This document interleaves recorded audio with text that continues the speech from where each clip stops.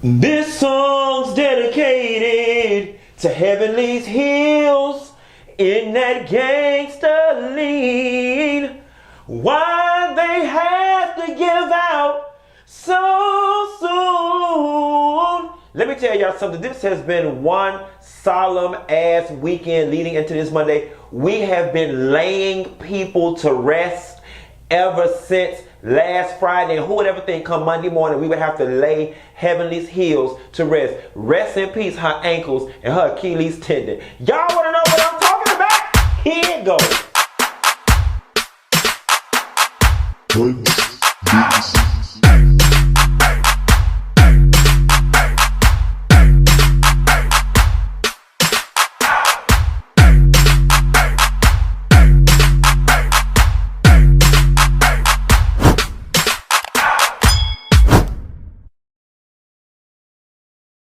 Nessa girl, did y'all get into the podiatrist episode of Married to Medicine LA? Yes, God, honey. I know the Atlanta girls are in LA to help them transition on into the spotlight and get them going and revved up and everything. But who would have ever thunk it that Heavenly Hills, Lena to the third, would have stole the show? Yes, God, honey. Between that mini dress with the slit up the side like Toni Braxton and them big bows scrubbing the ground, round and round they go as Heavenly Hills almost collapsed under all that body. This was a pretty good episode. So the episode opens up with a continuation last week. The ladies, arguing in Imani and Jasmine trying to come to an understanding. I do like the fact that after Quad and Britten got all in the mix and shit just got all convoluted, Imani and Jasmine decided to go inside the house, and Imani apologized and just started to let her know where she was coming from and that she's pretty hard with people based on her upbringing, so on and so forth. And they were really starting to get somewhere. Then here come Heavenly, old messy, nosy ass, strolling over to the scene, sitting down. And then once the ladies saw Heavenly sit down, here come Britten and Contessa and everybody else from outside. And I really feel like Jasmine and Imani did not get as far as they could have in that conversation, but they were beginning to get a little understanding, and I was liking it. At least they ended off being able to hug it out and move on, and we're gonna see where this relationship goes. So then we move on to Shanique. Shanique is in the house getting her kids together. She's doing her property management thing. Her husband's getting ready for work, and she's discussing wanting to start a new career. And I want to tell you something, Shanique, I love the fact that you are trying to be more than a doctor's wife, and you want a little for yourself by means of a career. This is the thing that gets me right. While you was getting them kids ready for school, your husband should have been down there cooking breakfast.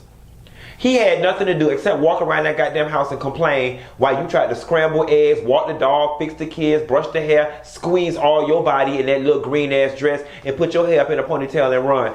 Oh, excuse me, the corona got the best of me.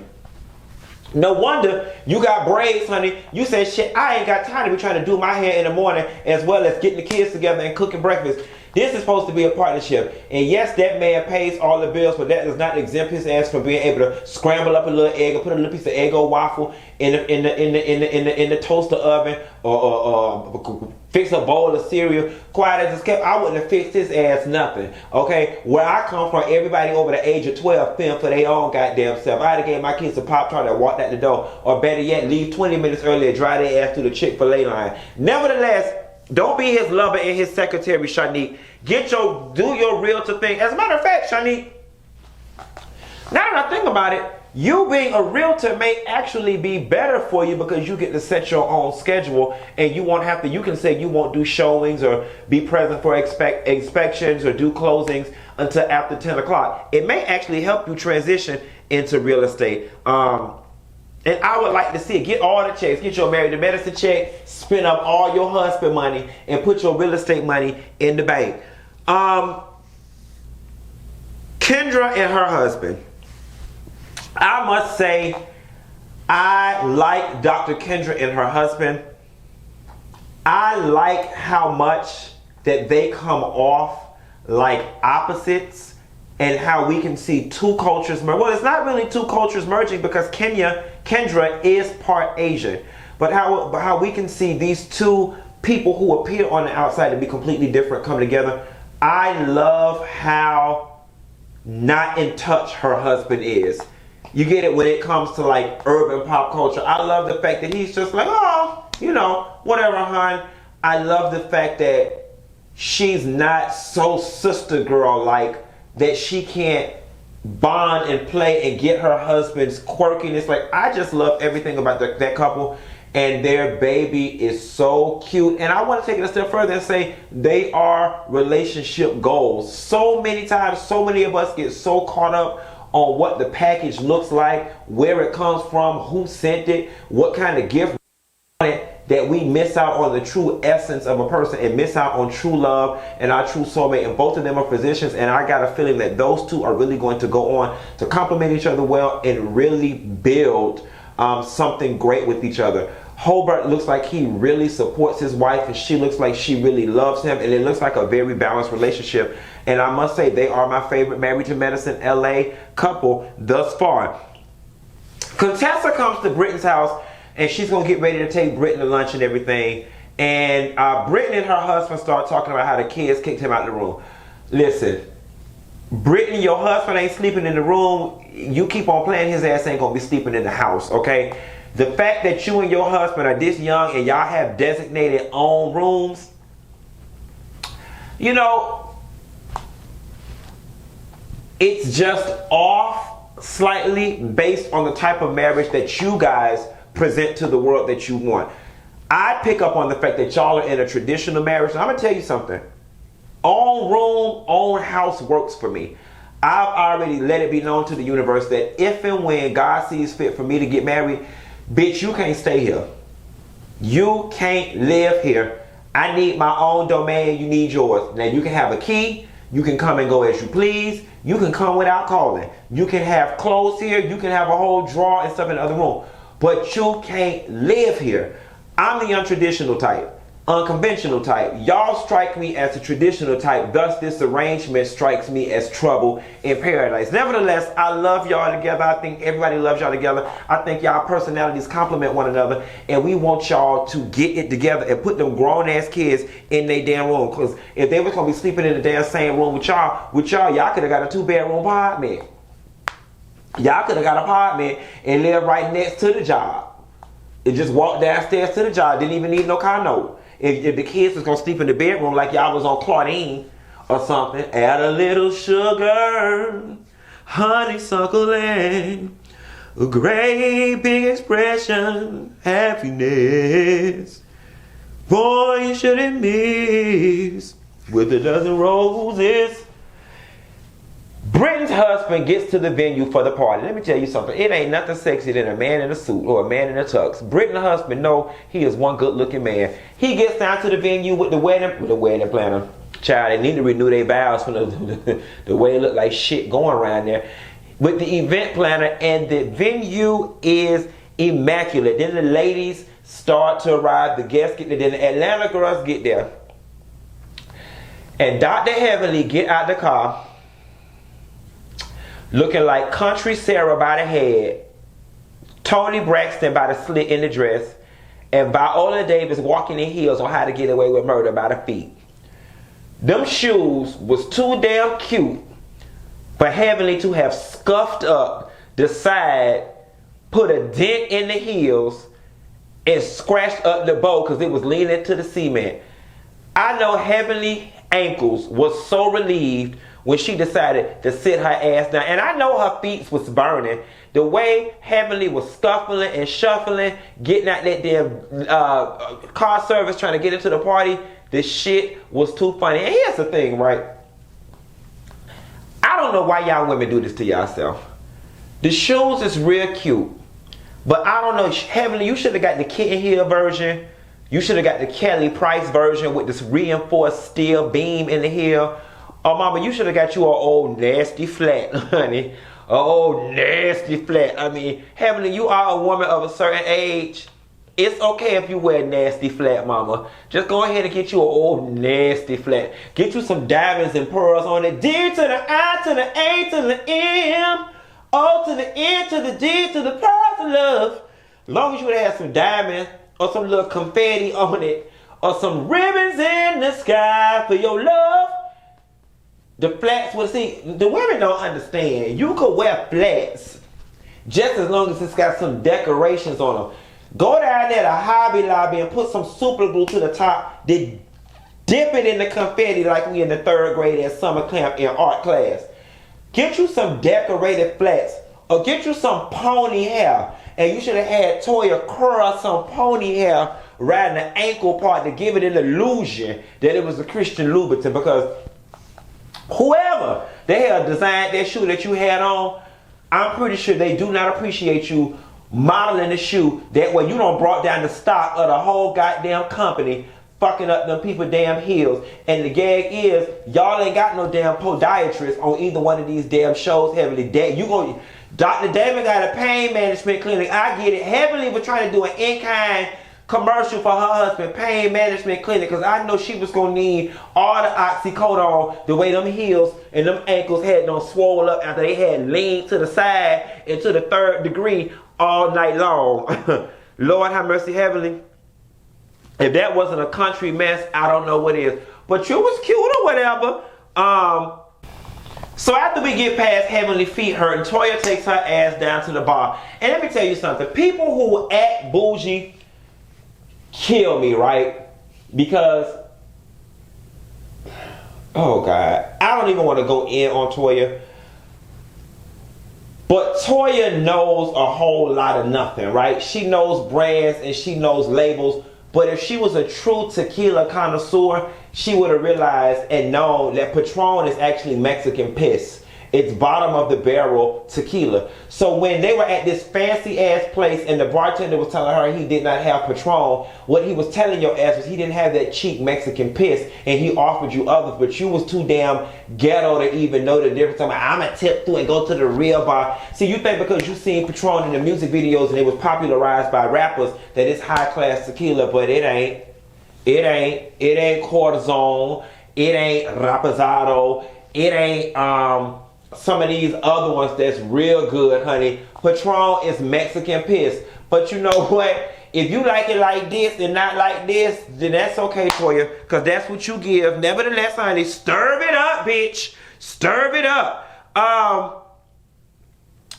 Then Imani gets there. I like when Imani get there. She made a cognizant effort to go hug Jasmine, and they were talking it out. And then Jasmine did the thing that has me having an issue with LA, period. I don't know if y'all have ever heard me say in the past, I could never live in LA because the people are too plastic and everybody has a thing. They've got a shtick and I don't have one.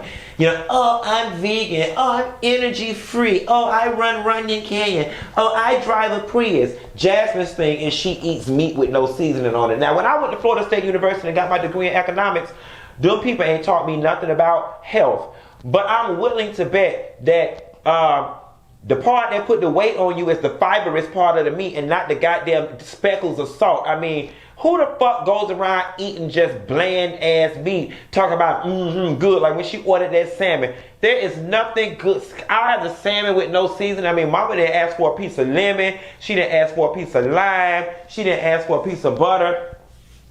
And you turned your nose up at the fact that the meat had seasoning on it. Lord have mercy, Jesus.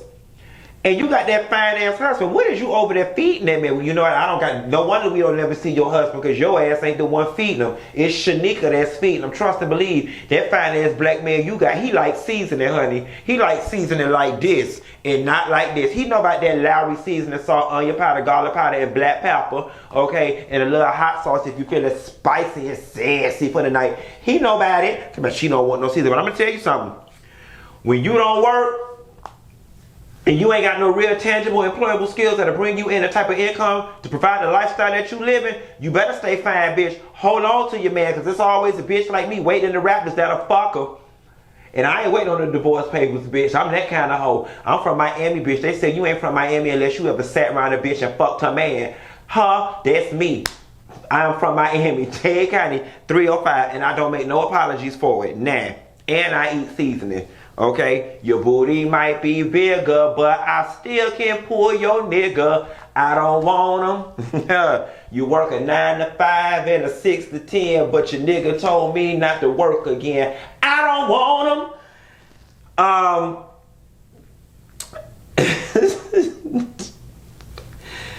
Imani started talking about her husband living in Oklahoma. She ain't seen him in 3 months. And everybody standing around the table, nobody is buying the bullshit. I will say this, you know, Imani, you scrutinized the hell out of Jasmine's relationship, citing that her husband might be a drug dealer or implied based on her house. You have now set the foundation for everybody to scrutinize the hell out of your shit. And you are a bright enough woman to know that if you tell women like them that your husband been gone for 3 months and you don't give them complete details, that they are going to speculate. You are a very bright woman. And a large part of me feels like you purposely set the stage for mystery and inquiry, just to have some shit going on, or find reason not to like them, because you know them cackling hens are going to cackle. Nevertheless, Britten and Contessa finally show up to the party.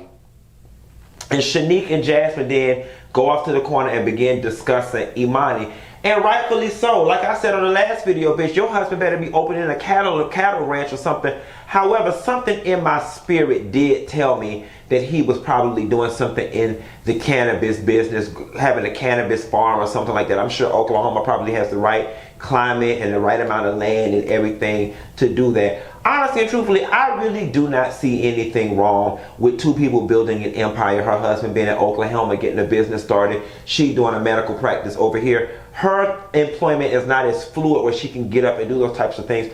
Just as long as they are committed to the marriage and he's out there committed to the business and doing what it is he had to do so he can get his ass home, get the business established, and then after it gets established, he's flying out there twice a week or once a week, or whatever the case may be. Couples do it all the time. I know people who see their husband 2 days out the week, 1 week out the month, and they are in happy, committed, loving relationships. It's called building, it's called partnership, it's called dedication to a larger vision, and who knows, that man may turn around and be one of the biggest cannabis farmers in the country a few years from now. A little bit of sacrifice is worth a whole lot of cha-cha-cha and ching-ching a little later on. And that's all that's going on with them. I ain't really buying it. I ain't buying it. They having no extreme marital problems or whatever the case may be. Heavenly then asked Imani where her ring is. And she's like, oh, we don't wear them. Which, you know, adds to the whole mystery of what's going on in their marriage, which I probably think they're just going through, I don't know, I ain't never been married before, but what y'all call it, a rough patch.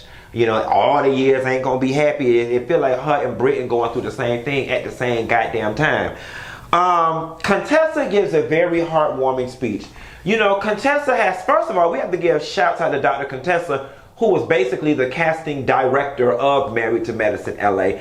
Then it makes me wonder, did Britten truly have ambition of moving to LA, or was the show an opportunity that arose that gave her a reason to move to LA, so on and so forth? Because quiet as it's kept, looking at the house that they had in Orlando, no motherfuckers was living good. Like, they were living good. And Britten, you do got a husband that really loves you immensely, because he followed behind you to support this what many people would consider half-baked dream, being reality TV. Not the anesthesiology, but reality TV, because there is no guarantee that this is going to become something big. And honestly, based off y'all season 1, I'd have been mad as hell. Now season 2, y'all are doing much better. Y'all are bringing it, and I hope that this franchise does go on to have 10, 12, and 15 seasons like everybody else. But you got a good man, Savannah. And I'm watching it. I'm due for a trip out to LA to have a meeting with my agent. So, you know, girl, don't let me find out what part of town y'all live in and book my Airbnb next door to y'all house. You better know. Me and my neighbor husband, we had a 5-year affair. And that bitch of a wife of his, I still want to fight that hoe, because when she found out she wouldn't let him buy me a Christmas tree, okay? I feel some type of way. As pleasant as I made her home is, why you think he was so able to go home and deal with her shit? It was because of me. She needed to be thanking me, because if it wasn't for my ass, they still wouldn't be married. But that's a whole other video, and it's about y'all toe-up marriages, not my lack thereof. Contessa gives a heartwarming speech. And I love the way they support one another, and the way Contessa helped Britten get this opportunity. Then Britten's husband gave that excellent speech, and then we move on to the next one, and the ladies are having breakfast at the house. Toya had to leave early because she booked the flight and had to get back to her kids. Now listen, you know, Quad, you found a way to annoy every ass hair I got near my rectum, okay? This woman done invited you to some free shit, and you complained about a wastebasket, some toothbrushes, and curling irons. First and foremost, who the fuck travel without toothbrushes? That's what your toiletry bag is for. I'm an entertainer, bitch. I don't even know how to curl hair, and I travel with 2 curling irons, a small one and a flat iron, a curling iron and a flat iron for my wigs. For somebody, bitch, I be in the hotels asking the damn receptionist, can she come curl my wigs for me? I travel with my own curling irons, and I'm fish like, I'm fish like this and not like this, okay? So, I'm not understanding. And the wastebasket, it was like this woman set all this out for y'all, spent all this money, and you found the pettiest of things to complain about. All you had to say was everything was great. Everything was great. It just came off very nitpicky. You nitpicked that woman into the, it was like, girl, and even Dr. Heavenly said, Quad the only one who would find some free shit to complain about. It was like, girl, like, you know, and then you could have did it. You could have just told her at a different time. So, you know what I'm saying? Or you could have said it in such a way where it didn't come off like a complaint. But you should have sent the email at a later time and said, girl, I love what you're doing. And catch these teas. I had went to an Airbnb one time, and something that I found that took the service level over the top, they had a tray for the women that had toothbrushes on it, pads, sanitary stuff, curling irons, and I think that'd be a great addition that you can add to your business. That was a constructive way to do it. Not complaining in front of everybody while you eating that lady free fucking food, you bitch, you. I hope you choke, okay? Complaining, choking and complaining. That's all you good for. Now, Heavenly made a relatively valid comment wrapped in an ignorant delivery by saying, I looked at you and thought you were beautiful, so I thought you were dumb. Or people tend to think that, no, it's not that we think pretty people are dumb. That's not what we think. You got to add another layer of nuance to that, another layer of explanation to that. No tea, no shade. It's not pretty people. It's pretty people who carry themselves prissy and Barbie-like. I know plenty of pretty people who are taken serious from the moment they walk through the door because that's what they give. Jasmine's aura and energy gives very prissy. I'm not going to get my hands dirty. I'm too pretty to do XYZ. It's her personality, and nobody can help their personality, but it's not just by virtue of the fact that she's being pretty. Because hell, Mariah is pretty and nobody thinks she's dumb. You know what I'm saying? Because Mariah gives, you know, I'm business when she walks into a room. Jasmine just gives, and like Shanique and all them said, stereotypes. She gives very clueless. She gives a clueless vibe that the only thing she's good for is fucking shopping and looking good, okay? However, we have come to know that she's not that. And to be honest to you, I think Jasmine played up that stereotype a lot. And I think playing up that stereotype has gotten her places. It's gotten her to the position that she's in. So much so when Dr. Heavenly first met her, you introduced yourself as, I'm a doctor's wife. You know, so Jasmine, you've got to bite some of that bullet for some of the flack that you catch for people not thinking that you're smart and have nothing to offer the world other than your looks. Because you introduced yourself to us as a doctor's wife.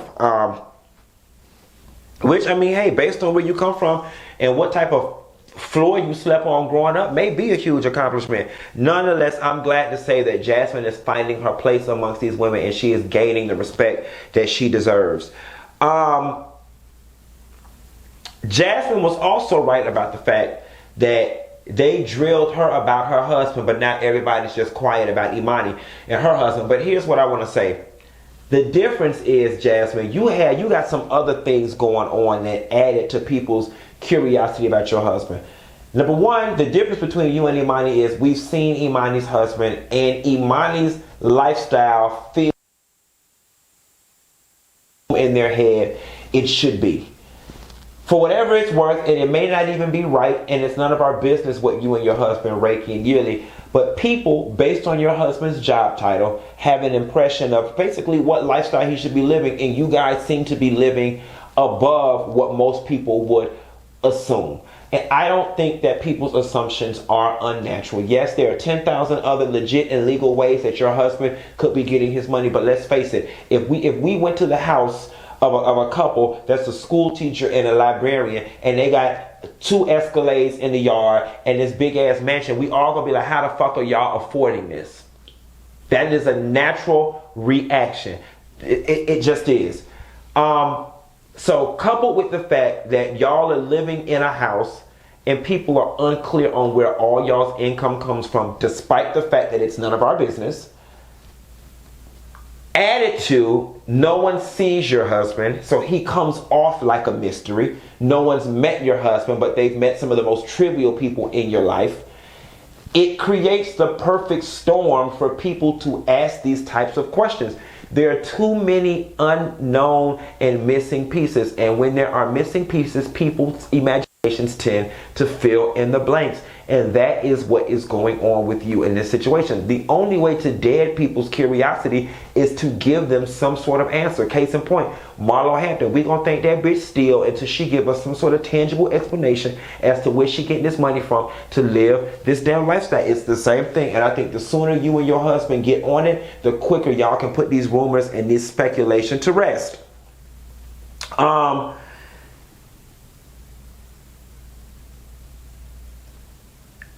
Imani and Britten go to eat. And Britten tells Imani about the chattering from the other girls. And I will say this. Like Britten said, based on comments that you made, Imani, prepare for some backlash.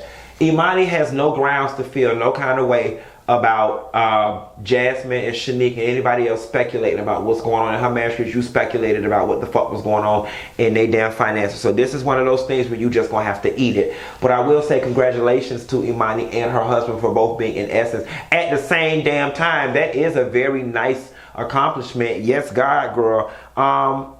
And I said earlier already that I figured he was getting into the cannabis. Married to Medicine LA. The Atlanta girls leave y'all this episode, and next week is on y'all own to carry this thing to the finish line. I think y'all can do it. You know, I'm enjoying the show thus far. I'm not going all the way up. I'm ready for these storylines to truly begin to develop, and we kind of see what's going on, and y'all show us what the fuck going on in LA. But I will say, I think y'all got it. I think y'all got it. At any rate, y'all be sure to like and subscribe. Y'all send up a prayer for Dr. Heavenly ankles, her heels, and you know, let's throw a retirement party for them shoes that she had on, because them hoes is about half past dead fucking around with Dr. Heavenly. At any rate, I'll call y'all later. Bye. Why'd you have to go so